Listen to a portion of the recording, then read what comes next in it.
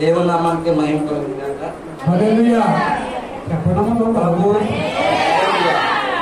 ప్రభు గారు సిలువలో పలికిన 2 మాటలు ఇద్దరు అక్కలు వివరించారు. చాలా చక్కగా ఒకరేమో ప్రేమ గురించి, క్షమాపణ గురించి, మరొకరు రక్షణ గురించి, మార్పు గురించి చెప్పారు. 3వ మాట యోహాను సువార్త 19వ అధ్యాయము 26వ వచనం. యోహాను సువార్త 19వ అధ్యాయము 26వ వచనం. యేసు తన తల్లియు తాను ప్రేమించిన శిష్యులను దగ్గర నిలిచుండుట చూచి, అమ్మా ఇదిగో నీ కుమారుడు అని తన తల్లితో చెప్పాను. తరువాత శిశువును చూసి, ఇదిగో నీ తల్లి అని చెప్పాను. ఆ గడియ నుండి ఆ శిష్యుడు ఆమెను తన ఇంట చేర్చుకొనెను.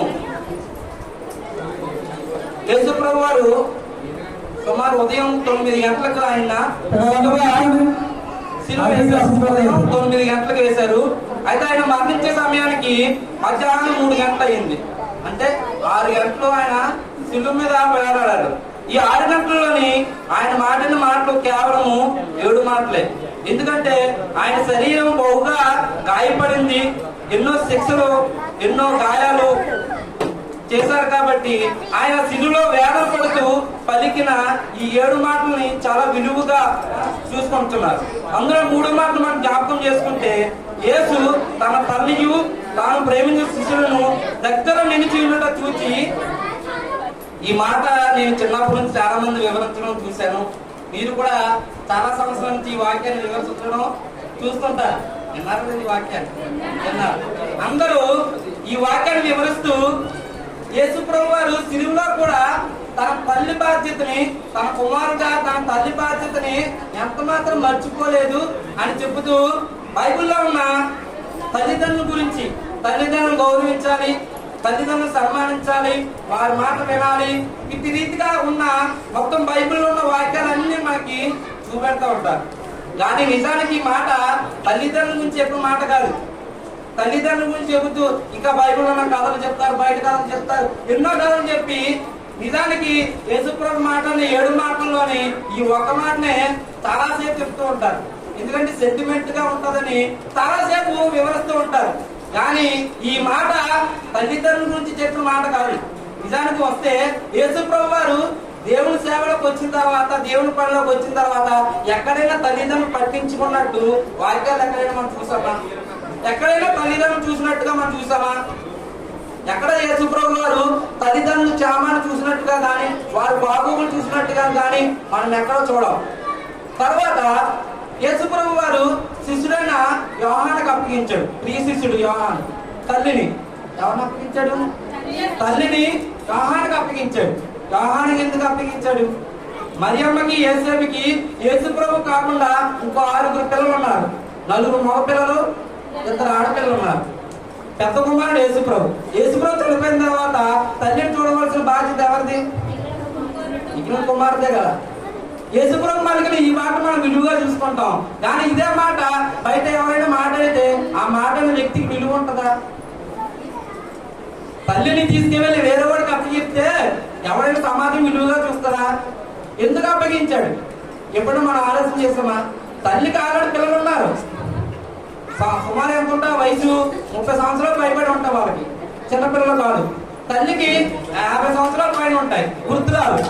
భర్త లేడు, యేసేపు అప్పటికే చనిపోయారు. అటువంటి తల్లిని కుమారుని దగ్గర కాకుండా శిశుడైన యోహాను దగ్గరికి ఎందుకు అప్పగించాడు?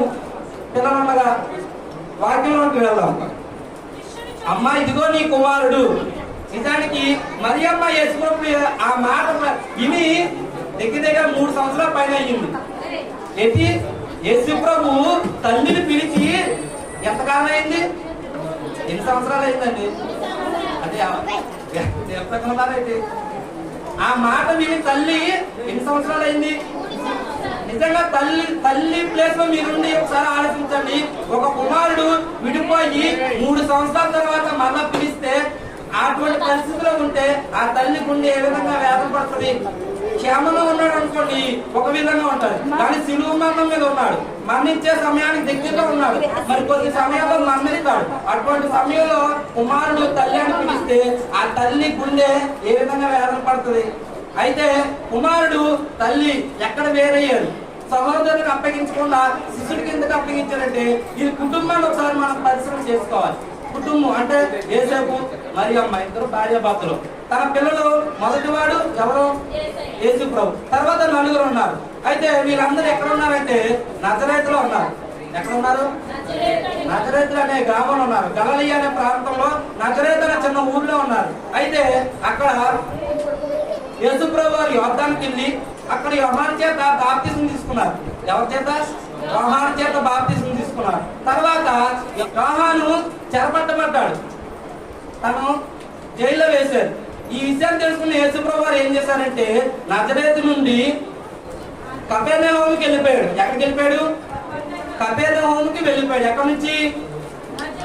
నజరేతు ఊర్లోంచి కపెర్నహూముకి వెళ్ళిపోయాడు. ఎవరెవరితో వెళ్ళారు అక్కడ చూడండి ఒకసారి. 2వ అధ్యాయము యోహాను సువార్త 2వ అధ్యాయము 12వ వచనం. అటు తర్వాత ఆయనను, ఆయన తల్లియు, ఆయన సహోదరులను, ఆయన శిష్యులను కపెర్నహూముకు వెళ్ళి అక్కడ కొన్ని దినములు ఉండిరి. అక్కడ ఉన్నారు మొత్తం ఎంతమంది ఉన్నారు? ప్రభు, తల్లి, సహోదరులు, శిష్యులు. అప్పటికి కొంతమంది శిష్యులు ఏర్పడ్డారు యేసు ప్రభు. అయితే యేసు ప్రభు అప్పటికి ఎటువంటి అద్భుత కార్యం చేయలేదు, ఎటువంటి సూచక క్రియ చేయలేదు, ఎటువంటి సూచక కూడా అక్కడ ఉన్న వాళ్ళు ఎవరికి చూపించలేదు. అందరు కలిసే ఉన్నారు. సహోదరులు, తల్లి, యేసు ప్రభు వారు అందరు కలిసే ఉన్నారు. అయితే తల్లి అయిన మరియకి మొట్టమొదటిగా ఎవరికి తెలుసు? యేసు ప్రభు శక్తివంతుడని, యేసు ప్రభు దేవుని కుమారుడని తెలిసిన వారిలో మొదటి వ్యక్తి ఎవరు? తల్లే. తల్లికే తెలుసు. మొట్టమొదటిగా దేవుడు దేవదూతను పంపించి తెలిపింది ఎవరికి? మరియమ్మకే. ఇదిగో నువ్వు గర్భవతి కుమారుడు పొందువు, అతనికి యేసు అని పేరు పెట్టుదు, తన ప్రజలను వారి పాపం నుంచి ఆయనే రక్షిస్తాడు అన్నప్పుడు మరియమ్మ, నేను పురుషుని ఎరిగిన వాడిని కాను, నీ పురుషుని ఎరగలేదు, అటువంటిది నేను ఎలా గర్భం ధరిస్తాను అన్నప్పుడు ఈ పరిశుద్ధాత్మ వల్ల కలుగుతుంది కాబట్టి నువ్వు చింతించగలవు. దానికి ఇప్పుడున్న స్త్రీలైతే ఒప్పుకోకపోదు. ఎందుకంటే అనేక సమస్యలు ఏర్పడతాయా? సమస్యలు ఏర్పడవా? వివాహం కాకముందు స్త్రీ గర్భవతి అయితే సమస్యలు ఏర్పడవా? అటువంటి సమస్యల్లో ఎంతమంది మరణించుంటారు? తప్పు చేసి కూడా. మరియమ్మ ఇక్కడ తప్పు చేయలేదు, కానీ తప్పు చేసిన స్త్రీలు ఎంతో మంది సమాజంలో ఇటువంటి పరిస్థితి ఏర్పడినప్పుడు ఏమి చేయలేక ఆత్మహత్య చేసిన ఎన్నో కథలు ఉన్నాయి మన దగ్గర. అయితే మరియమ్మ ఏ పాపం ఎరగదు కనుక దీనికి సిద్ధపడింది. అంటే దేవుడికి ఏం చేసింది? తన జీవితాన్ని ఇచ్చేసింది. తన జీవితాన్ని ఎవరికి ఇచ్చింది? దేవుడికి ఇచ్చేసింది. త్యాగం చేసింది తల్లి. తల్లి అని మరియా ఏం చేసింది? త్యాగం అంటే మొట్టమొదటిగా మరియమ్మకి తెలుసు దేవుడు ఎవరో, యేసు ప్రభు ఎవరో, ఈయన ఎందుకు వచ్చాడో. కానీ చుట్టుపక్కల ఉన్న ప్రజలకు తెలియదు. అందరిలాగా పుట్టాడు అనుకున్నారు యేసు ప్రభు, అందరిలాగా ఎదుగుతున్నాడు అనుకున్నారు. కానీ మరియమ్మకి చిన్నప్పటి నుంచి యేసు ప్రభు పట్ల ప్రత్యేకమైన ప్రణాళిక ఉంది. ఈయన దేవుని కుమారుడు, ఖచ్చితంగా ఈయన నాకు ఆశ్చర్యకరంగా చేస్తానని వేచి చూస్తుంది. అందుకనే గలిలయలో కానా పెళ్లిలోకి యేసు ప్రభు శిష్యులు తల్లి వెళ్తారు. కానా పెళ్లికి వెళ్తారు. వెళ్ళినప్పుడు అక్కడ దాక్షారసం అయిపోతుంది. అక్కడ దాక్షారసం అయిపోతే యేసు ప్రభుకి సంబంధం ఉన్నదా? అందరిలాగే యేసు ప్రభు కూడా వెళ్ళాడు. అందరూ పిలిచారు, పిలిచిన తర్వాత వెళ్ళారు. అప్పుడు తల్లి యేసు ప్రభు దగ్గరికి వచ్చి అంటది, అక్కడ దాక్షారసం అయిపోయిందంటే అప్పుడు యేసు ప్రభు అన్న మాట ఏంటో తెలుసా? నాతో నీకేంటి పని అన్నాడు. ఏమన్నాడు? ఒక కుమారుడు తల్లిదండ్రులు ఏమన్నాడు? నాతో నీకేంటి పని అన్నాడు. అంటే నా సమయం ఇంకా రాలేదమ్మా. అంటే సమయం ఇంకా రాలేదంటే దేనికి సమయం? ఆశ్చర్యకార్యాలు చేయడానిక, అద్భుత కార్యాలు చేయడానిక కాదు. ఆయన సమయం ఏంటో తెలుసా? మరణించడానికి సమయం ఏంటి? ఒకవేళ ఆయన ఆశ్చర్యకార్యాలు, అద్భుత కార్యాలు మొదలు పెట్టాడు అనుకోండి, ఆయన మరణ దినాలు కూడా సమీపిస్తాయి. ఎందుకో తెలుసా? ఆయన ఆశ్చర్యకార్యాలు చేయడం మొదలు పెట్టాడు అనుకోండి, సమాజంలో కలహాలు రేగుతాయి, సమాజంలో యుద్ధాలు జరుగుతాయి, వివాదాలు ఏర్పడతాయి. కాబట్టి యూదులు ఈ యేసుప్రభు చేసిన అద్భుత కార్యాన్ని చూసే యూదులు యేసుప్రభు చంపాలనుకున్నారు. ఆయన విశ్రాంతి దినాన్ని కూడా ఈ విధంగానే గలిలయలో దేవుని సమాజంలో నిలుచుండి విశ్రాంతి దినాన్ని అసలు ఇశ్రాయేలు ప్రజలు ఏ పని చేయరు. వాళ్ళ ఉద్యోగాలైనా వ్యాపారాలైనా ఏదైనా ఇశ్రాయేలు ప్రజలు పశువులు కూడా మేత అయినట్టు ఆ రోజు. ఒకవేళ చనిపోవలసిందే కానీ పశువులు కూడా మేత. అటువంటి నిష్టగా విశ్రాంతి దినాన్ని పాటించే రోజున యేసు ప్రభు వారు ఒక కుష్ఠరోగిని బాగు చేశాడు, ఒక కొత్త చెయ్యి గల వాడిని బాగు చేశాడు. 38 సంవత్సరాలుగా ఒక బావి దగ్గర, ఒక కోనేటి దగ్గర ఉన్న వ్యక్తిని కూడా ఆయన నీ పరిపెత్తుకుని రమ్మన్నాడు. అప్పుడు యూదులలో విశ్రాంతి దినాన ఇట్టి కార్యం చేసింది ఎవడని ఆ స్వస్థత పొందిన వాళ్ళని అడిగారు. అయితే ఆయన యేసు అని ఆయన చెప్పినప్పుడు యేసుని ఎలాగైనా పట్టుకోవాలి. విశ్రాంతి దినాన్ని ఏ పని చేయను మనము ఈయన స్వస్థత చేస్తున్నాడు అని చెప్పి ఆనాటి నుంచి యూదులు యేసుప్రభుని చంపాలని ఎట్టి రీతిగా ఆయనని అంతం చేయాలని వెతుకుతున్నారు. ఏ సమయంలో ఎక్కడ దొరుకుతానని. అయితే ఇటువంటి సందర్భంలోని తన సహోదరులు ఆయన నమ్మలేదు. యోహాను సువార్త 7వ అధ్యాయం మొదటి నుంచి చదివితే అటు తర్వాత యూదులు ఆయన చంప వెతికినందున యేసు యూదయలో సంచరణలక గలిలయలో సంచరించుచుండెను. ఊరి పేర్లు గుర్తుంటాయా? వీళ్ళు 10 సార్లు చెబితే కానీ ఊరి పేర్లు గుర్తుండవు. గలిలయ, ఎఫ్రాయిము, నజరేతు, ఇంకా కపెర్నహూము, ఇలా ఎన్నో ఊరి పేర్లు ఉన్నాయి. మన ఊరికి మనకు తెలుస్తుంది. అక్కడ యెరూషలేములో ఊరి పేర్లు జాగ్రత్తగా చదివితే కానీ మనకి ఐడియా రాదు. ఆ ఊర్లోని యేసుప్రభు ఏం చేశాడు? ఇప్పుడు యూదయ దేశానికి వెళ్ళలేదు, యూదయ ప్రాంతానికి వెళ్ళడం లేదు. ఎందుకు? యూదయ ప్రాంతానికి వెళ్తలేదు ఎందుకు? యూదులు చంపేస్తారని అని యేసుప్రభు ఆ యూదా దేశానికి వెళ్ళకుండా ఎక్కడ సంచరిస్తున్నాడు? గలిలయలో సంచరిస్తున్నాడు. అప్పుడు యూదుల పర్ణ పండుగ సమీపించిన ఒక పండుగ వచ్చింది యూదులకి. అప్పుడు యూదాలో పెద్ద గ్రాండ్ గా పండుగ జరుగుతుంది. అప్పుడు ఆ పండుగకి సహోదరులు ఏమంటుండే, ఆయన సహోదరులు ఆయన చూచి, నీవు చేసిన క్రియలు నీ శిశులు చూసినట్టు ఈ స్థలం విడిచి యూదాకు వెళ్ళుము. ఎక్కడ విడిచి? ఈ చిన్న చిన్న ఊర్లో నువ్వు సువార్త ప్రకటిస్తున్నావు, ఈ చిన్న చిన్న ఊర్లో చెప్తున్నావు, యూదాకు వెళ్ళి అక్కడ అద్భుత కార్యాలు చెయ్యి. అప్పుడు ఏమవుతుంది? యూదులు చంపేస్తారు. అంటే వీళ్ళ సహోదరులు ఏం కోరుకుంటున్నారు? ఆయన మరణాన్ని మన వాయిదా చదివితే ఏమర్థమవుతుందంటే సగం చదివిన తర్వాత యేసుప్రభు గురించి గొప్పగా చెప్తున్నారేమో అనుకుంటాం. దాని సహోదరులు ఆయన మరణాన్ని కోరుకుంటున్నారు. దాని కింద వచ్చిన కూడా ఉంటుంది చూడండి. ఆయన సహోదరులు ఆయన చూసి, నీవు చేయించిన క్రియలు ఈ శిశులు చూచినట్లు ఈ స్థలము విడిచి యూదాకు వెళ్ళుము. బహిరంగంగా అంగీకరింప గోరువాడవడం తన పని రహస్యంగా జరిగినప్పుడు నీవు ఈ కార్యం చేయనప్పుడల్లా నీవే లోకములకు కనపరుచుకోమని చెప్పాను. ఆయన సహోదరులైనను ఆయన ఎందుకు విశ్వాసం ఉంచలేదు. ఏంటి ఈ మాట బాగా గుర్తెట్టుకోవాలి. ఏంటి? ఎవరు? ఆయన సహోదరులైనను ఆయన ఎందుకు విశ్వాసం ఉంచలేదు.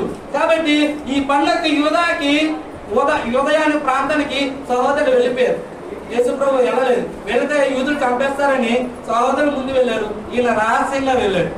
ఆనాటి నుంచి సహోదరుల్ని యేసుప్రభు ఎక్కడ కూడా కలవలేదు. అక్కడి నుంచి తల్లిని కానీ సహోదరులు కానీ యేసుప్రభు విడిచిపెట్టేసి పూర్తిగా దేవుడి పనిలోకి వచ్చేసాడు. ఎందుకు? సహోదరులు ఆయన ఎందుకు విశ్వాసం ఉంచలేదు. విశ్వాసం ఉంచిన వాడు ఎవడైనా సరే యేసుప్రభు విడిచిపెడేస్తాడు. ఈ వాక్యం మనం చాలా జాగ్రత్తగా ఇస్తారు. యేసుప్రభు శిశులు రక్తం పంచుకుని పుట్టినవారు యేసప్పుకి మరియమ్మకి. అటువంటి సహోదరులనే విశ్వాసం ఉంచలేదు అన్న కారణంతో తల్లిని విడిచిపెట్టేశాడు, సహోదరుని విడిచిపెట్టేశాడు. విశ్వాసం ఉంచకపోతే మనల్ని విడిచిపెట్టలేడా? చెప్పండి. విశ్వాసం ఉంచకపోతే మనం విడిచిపెట్టరా? విశ్వాసమే అన్నిటికీ మూలం.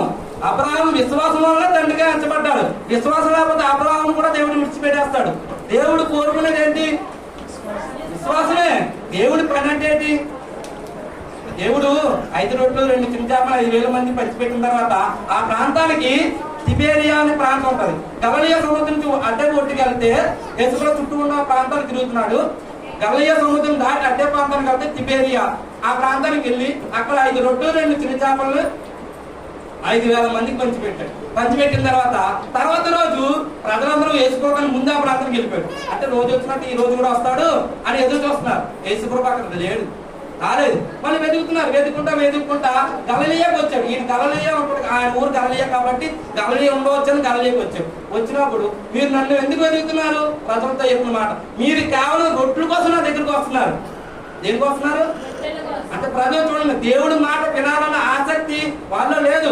ఈ పూట గడుస్తుంది, ఇప్పుడు యేసుప్రభు దగ్గరికి వెళ్తే ఈ పూట మళ్ళీ రొట్టెలు దేవుడు అద్భుత కార్యం చేస్తాడు, ఈ రొట్టెలు మనకి దొరుకుతాయి అని ప్రజలు ఆ పూట కోసం ఆలోచిస్తున్నారు. దాని దేవుడు ఏం చెప్తున్నాడు? మీరు రొట్టెల కోసం ఆలోచిస్తున్నారు తప్ప దేవుడి పని కోసం అసలు ఆలోచించలేదు అన్నాడు. అప్పుడు ప్రజలు అడుగుతున్నారు, దేవుడి పని అంటే ఏంటి అన్నారు. దేవుడి పని అంటే ఏంటి అసలు? చూడండి, యోహాను సువార్త చూడండి 6వ అధ్యాయము 29వ వచనం. యేసు ఆయన పంపిన వాడి యందు విశ్వాసం ఉంచుటయే. గట్టిగా చదవాలి ఆ మాట. యేసు ఆయన పంపిన వాడి యందు విడిపించుటయే దేవుని పని అని వారితో చెప్పాను. దేవుడి పని అంటే ఏంటి? విశ్వాసం ఉంచడమే దేవుడి పని. ఈ సహోదరులు విశ్వాసం ఉంచలేదు. తల్లి అయినా సహోదరులైనా ఆయన ఎందుకు విశ్వాసం ఉంచలేదు కాబట్టి వాళ్ళు విడిచిపెట్టేసి 3 సంవత్సరాల పని అయింది తల్లిని సహోదరుని విడిచిపెట్టేసి. అటువంటి విడిచిపెట్టేసిన ఈ తల్లి మళ్ళీ ఎక్కడ కనిపించింది? మరియమ్మ ఎప్పటికప్పుడు కనబడిస్తూనే ఉంది పాపం కదా. ఒక సందర్భంలోని ఒక ఇంటి యేసుప్రభు ఉన్నాడు. అప్పుడు జనసమూహం మొత్తం చాలా మంది యేసుప్రభు ఎక్కడున్నా జనసమూహం ఉండేవారు, రోగులు వచ్చేవారు, అనేక మంది శాస్త్ర పరిచయలు వచ్చేవారు. వాళ్ళకున్న అనుమానాలు తీర్చుకోవడానికి, దేవుని రాజ్యం తెలుసుకోవడానికి ఇలాగా చాలా రకాల మంది జనాలు వచ్చేవారు. అక్కడికి ఎవరు వచ్చారు? మత్తయి సువార్త 12:46 వచ్చింది. 12వ అధ్యాయం. ఆయన జనసమూహంతో ఇంకా మాట్లాడుతున్నారా, ఇదిగో ఆయన తల్లియు ఆయన సహోదరులు ఆయనతో మాట్లాడుకోవచ్చు వెలుపల నిలిచి ఉండేది. ఎక్కడ ఉన్నారు? తల్లిని సహోదరులు బయట ఉన్నారు, యేసుప్రభు లోపల ఉన్నారు. జనసమూహంగా ఉన్నారు, లోపల రానకు లేదు. అప్పుడు ఒక శిష్యుడు వెళ్ళి అప్పుడు లోపలికి వచ్చి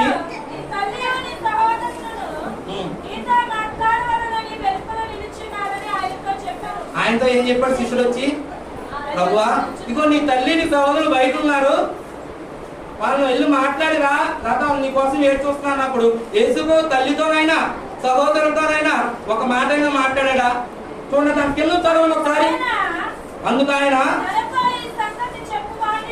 అంటే ఈ వార్తను తీసుకొచ్చిన వాడిని వైపు చూసి, నా తల్లి ఎవరు, ఆ సహోదరుడు ఎవడు? చూడండి ఏం మాట్లాడుతున్నాడు యేసుప్రభు. మరి అమ్మనే తన సహోదరులు ఏమంటున్నాడు? నా తల్లి ఎవరు, నా సహోదరులు ఎవరు? దాని కింద అవసరం చూడండి. తన శిశుల వైపు చెయ్యి చాపి, ఇదిగో నా తల్లియు నా సహోదరులను, పరలోకమందున్న నా తండ్రి చిత్తము చేయవాడే నా సహోదరులు నా సహోదరులు నా తల్లియు అనిను. ఈ మాట చాలా జాగ్రత్తగా అర్థమైందా? ఎవరి తల్లి ఎవరి సహోదరులు?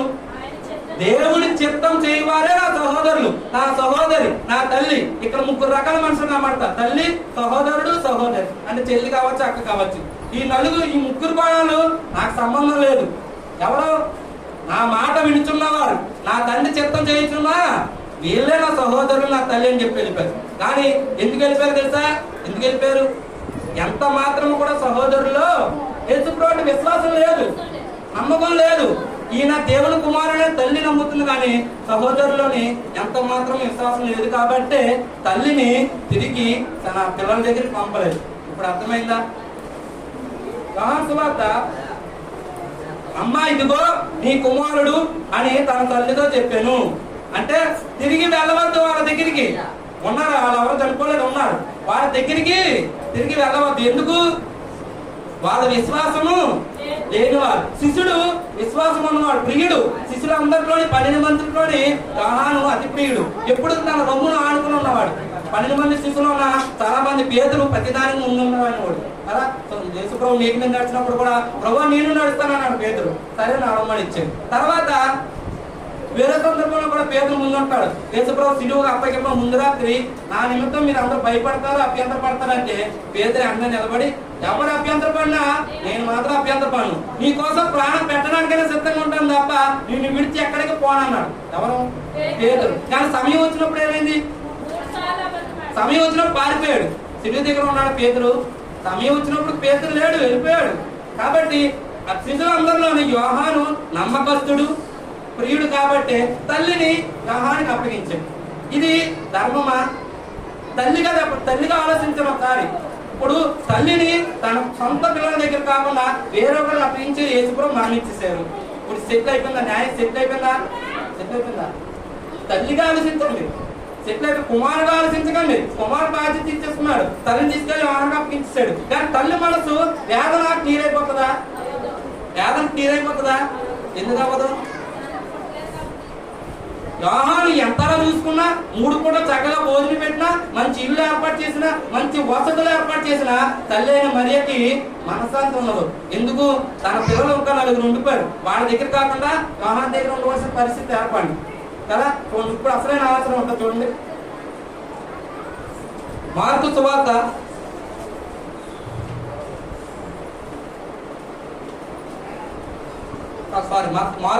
10వ అధ్యాయం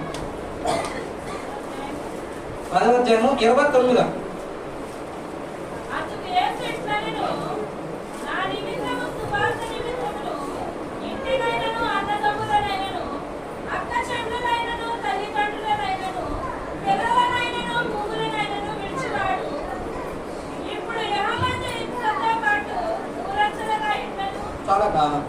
29వ వచనం మనం చదివితే, అందుకు యేసు ఇట్లనెను, నా నిమిత్తం సువార్త నిమిత్తము ఇంటినైనను అన్నదమ్ములైనను అక్క చెల్లెలను తల్లిదండ్రులైనను పిల్లలైనను భూములైనను విడిచిన వాడు ఎవరి నిమిత్తం?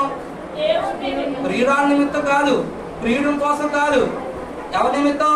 పిల్లల కోసం కాదు, తల్లిదండ్రుల కోసం కాదు, లేకపోతే మన దగ్గర అధికారుల నిమిత్తం కాదు, ఎవరి కోసం?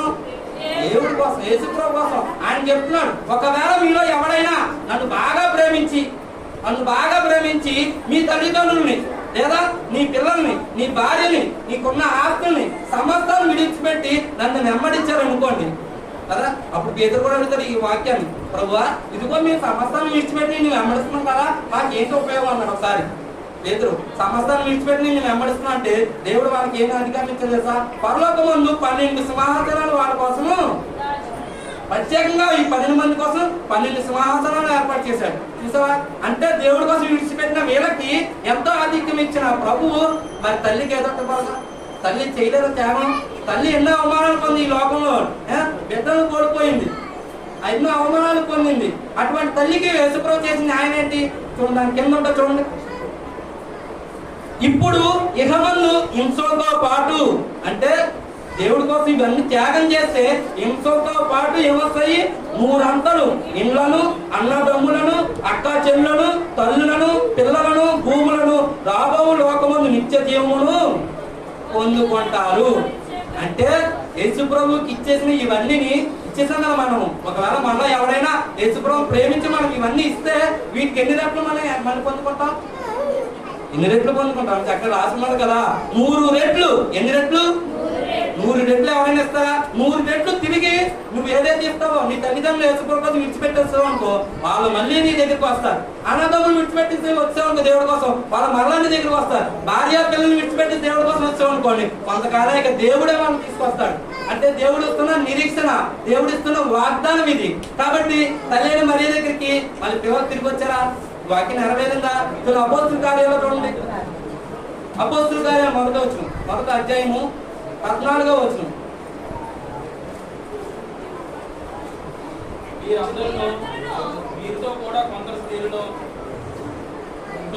వీరందరూ వీరితో కూడా కొందరు స్త్రీలను యేసు తల్లి అయిన మరియయు ఆయన సహోదరులను ఏక మనసుతో ఎడతెగక ప్రార్థన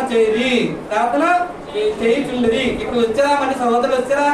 అపొస్తలుల కార్యాలు ఎప్పుడు రాయబడింది? మీకోసం మళ్ళా ఒక ఇంట కూడినప్పుడు శిష్యులతో పాటు తల్లి కూడా ఉన్నది, తల్లితో పాటు సహోదరులు కూడా వచ్చారు. అంటే కొంతకాలానికి సహోదరులు కూడా మారారు. ఎవరు మారారు? సమయం వచ్చినప్పుడు అవిశ్వాసులు కూడా విశ్వాసులుగా మారుతారు. కానీ మనం అవిశ్వాసులతో సాంగత్యం చేయకూడదు. అందుకని యేసుప్రభు తల్లిని వాళ్ళ నుంచి వేరు చేసి ఈ యోహానుకు అప్పగించాడు. ఒకవేళ తల్లి వాళ్ళతో పాటు ఉండిపోయింది అనుకోండి, యేసుప్రభు మహిమను కానీ ఆయన 2వ రాకలో కానీ ఎత్తబడక పోవచ్చేమో.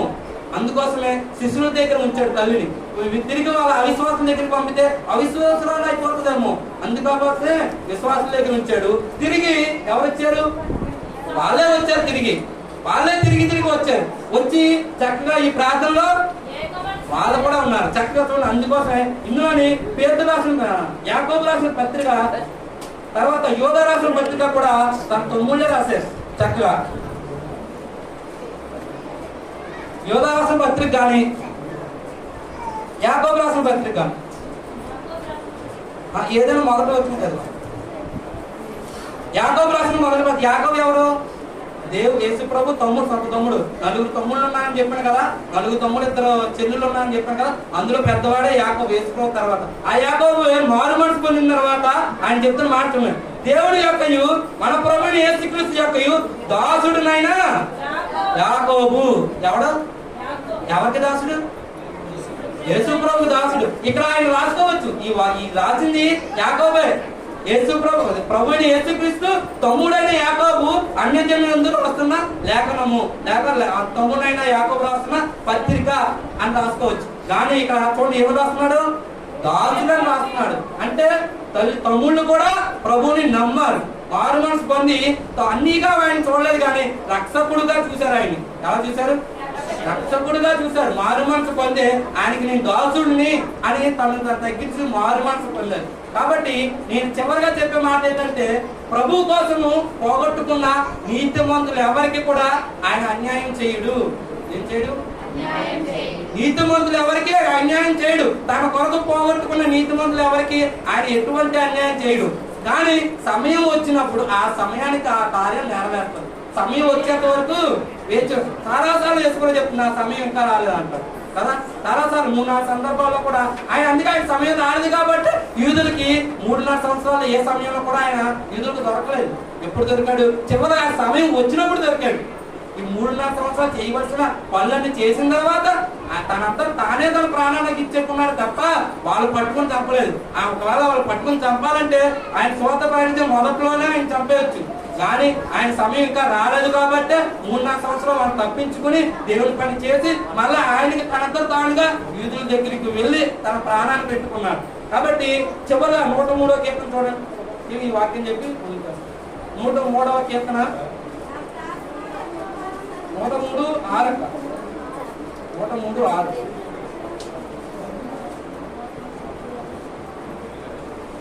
యెహోవా నీతి క్రియలు జరిగించుచు బాధింపబడి వారందరికీ, ఎవరికి? బాధింపబడిన వారందరికీ న్యాయం తీర్చడు. బాధపడుతున్న వాళ్ళందరికీ న్యాయం చేయడండి. ఇప్పుడు కోడప్పుడు అబ్బాయి బాధపడిపోతే పక్కన తీసేస్తాడా? తీర్చడు. దేవుడు అక్కడ చూడండి స్పష్టంగా రాస్తున్నాడు, యెహోవా నీతి క్రియలు జరిగించుచు బాధపడాలి. అంటే దేవుడి పని చేసి మన దేవుడి తల్లి, ప్రభా నీ కోసం నేను ఈ రీతిగా బ్రతికాను కదా, ఇటు రీతిగా నీ కోసం జీవించాను, కానీ బాధపడితే ఆయన ఏం చేస్తాడు? ఆయన జీవిస్తాడు. కాబట్టి నీతిమంతులుగా ఉండి ఆయన కొరకు హింస పొందడానికి సిద్ధపడాలి తప్ప లోకంలో ఆనందించడానికి మాత్రం ఇష్టపడకూడదు. ఏం చేయకూడదు?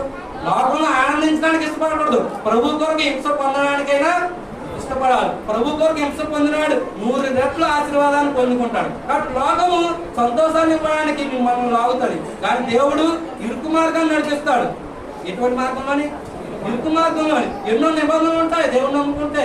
సాధారణమైన విషయంగా యేసుప్రభువుని నమ్ముకోవడం అంటే మన భక్తి అసలు భక్తే కాదనుకోవాలి. అసలు ఎన్నో నిబంధనలు, ఎన్నో చట్టాలు, ఎన్నో వాక్యాలు ఉంటాయి. ఇందులో ఏ ఒక్కటి మనం దాటినా దానికి తగిన ఫలాన్ని అనుభవించాల్సిందే. దేవుడి సన్నిధిలో నీతిమంతుడైనా అవిధిమంతుడు ఎవరైనా భక్తుడైనా ఎవరైనా సరే నీతికి చరించకపోతే, నీతిగా ఉండకపోతే ప్రభు ఎవరినైనా ఖండిస్తాడు. అని ఎంత పెద్ద భక్తుడైనా సేవకుడైనా విశ్వాసైనా ఎవరైనా సరే 30 సంవత్సరాలు మనం నీతిగా జీవించి చివరి చనిపోయే స్థితిలో మనం పాపం చేసాము అనుకోండి, అప్పుడైనా దేవుడు క్షమించడు. ఈ చేసిన క్రియలకి తగిన ఫలాన్ని అనుభవించాల్సిందే. కాబట్టి దేవుళ్ళలోకి వచ్చిన మనము ఇక్కడైనా మారు మనసు పొంది ఆ పాపాన్ని విడిచిపెట్టి, ఏదైతే మనల్ని పీడిస్తున్నదో, ఏదైతే మనం బంధించబడి ఉన్నామో దాన్ని విడిచిపెట్టి ప్రభువును పూర్తిగా ఆయనతో ఉంటే అప్పుడు ఆయన మన జీవితాలకి న్యాయం చేస్తాడు. ఏం చేస్తాడు? న్యాయం చేస్తాడు. దేవుడు ఈ మాటలను జీవించుకున్నాడు.